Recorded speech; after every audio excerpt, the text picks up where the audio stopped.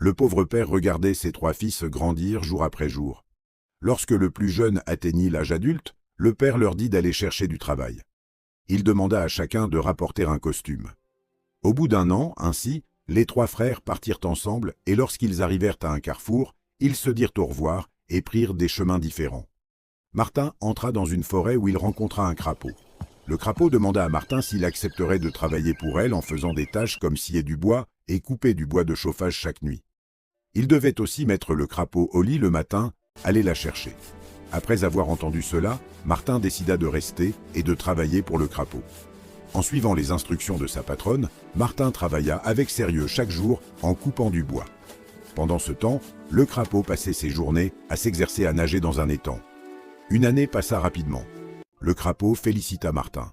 Pour son excellent travail, elle lui permit de choisir un costume, dans la réserve qu'il pourrait rapporter. Au carrefour, Martin retrouva ses 2 frères de nouveau.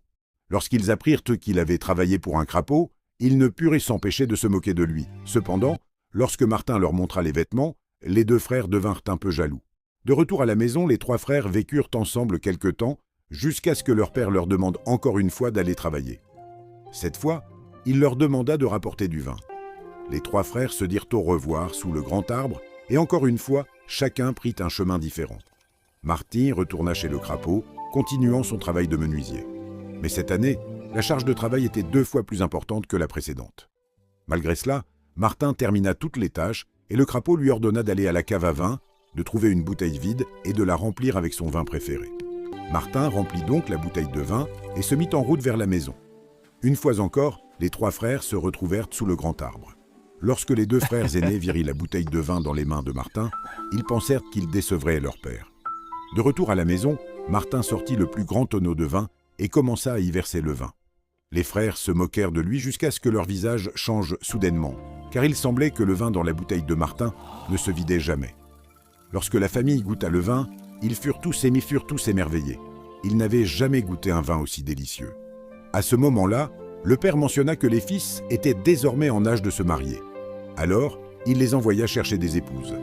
Le crapaud dit à Martin que cette année, il devait accélérer et abattre toute la forêt, puis empiler le bois soigneusement. Martin accepta aussitôt et termina tout le travail avant la fin de l'année. La patronne crapaud ordonna à Martin de se placer ainsi que son lit au sommet du tas de bois. Une fois tout prêt, le crapaud dit à Martin d'allumer le feu. Ensuite, il verrait des grenouilles sauter dans le feu de toutes parts. Martin n'eut pas d'autre choix que d'obéir aux ordres du crapaud et alluma le bois. Comme prévu, il y eut de l'agitation. Autour de lui, les flammes s'élevèrent vers le ciel. Au cœur du